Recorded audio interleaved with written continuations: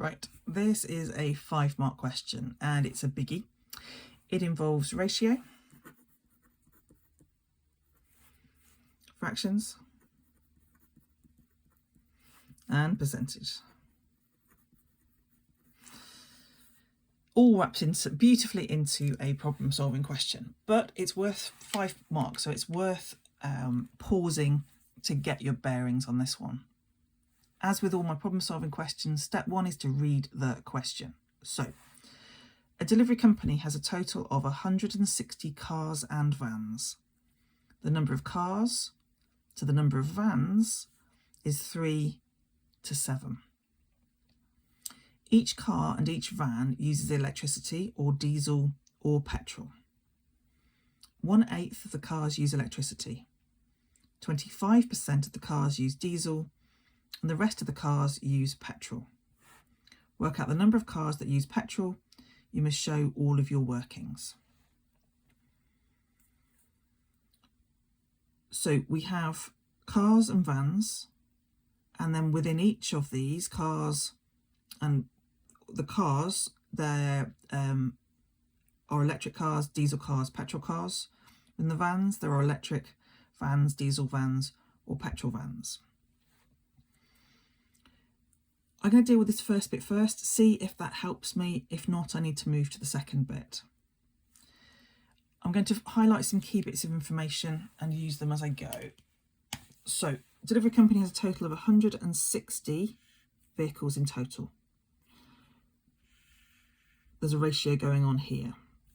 So before I start dipping into electricity or diesel or petrol, let's see what I can do with this bits of information.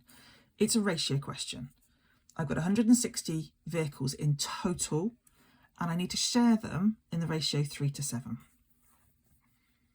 So we've got cars and vans in the ratio 3 to 7.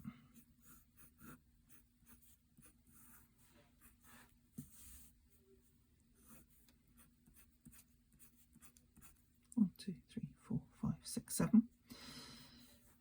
3 plus 7 is 10. 160 divided by 10 is 16. And then that's what goes in all these boxes.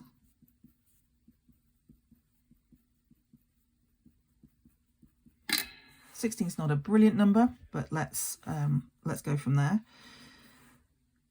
From here, and I can multiply these together. So this is 3 multiplied by 16 and 7 multiplied by 16. But the reason I've paused there is because I don't want to have to do both calculations if I don't need to.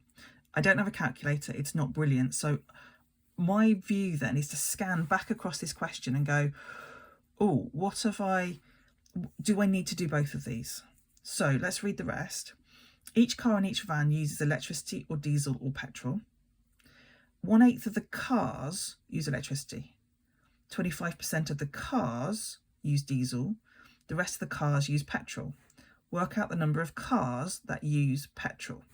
So I need to end up with cars that use petrol. Nothing to do with vans. So I do not actually need to calculate this number out at all, which is lovely because I would rather just do 3 times 16.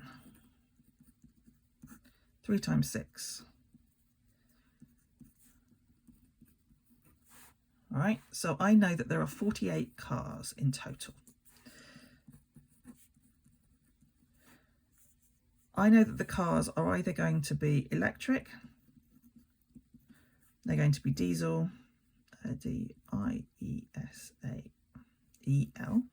or they're going to be petrol. 1/8 of them are going to be electric, 25% are going to be diesel, and the rest. Then, so this is saying, how many are electric? Well, it's 1/8 of 48. How many are diesel? Well, it's 25% of 48. This means multiply. And I'd say let's look at the diesel one first. 25% of 48. 25% of 48. 25% is actually a quarter. So what's a quarter of 48?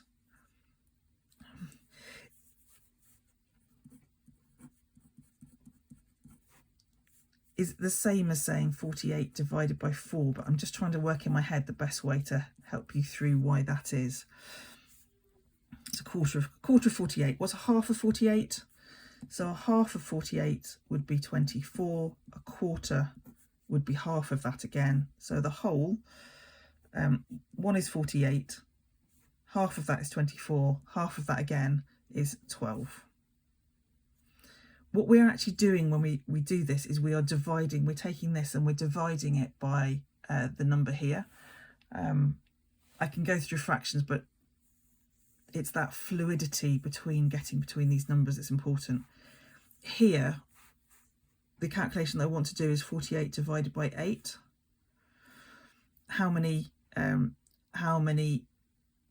times does 8 go into 48? Well, the answer is actually 6. So there are 6 cars that are electric and there are 12 cars that are diesel. 12 cars plus 6 cars is 18 cars altogether. We know there are 48 cars. So these are my diesel cars, these are my electric cars. So this is diesel and electric together.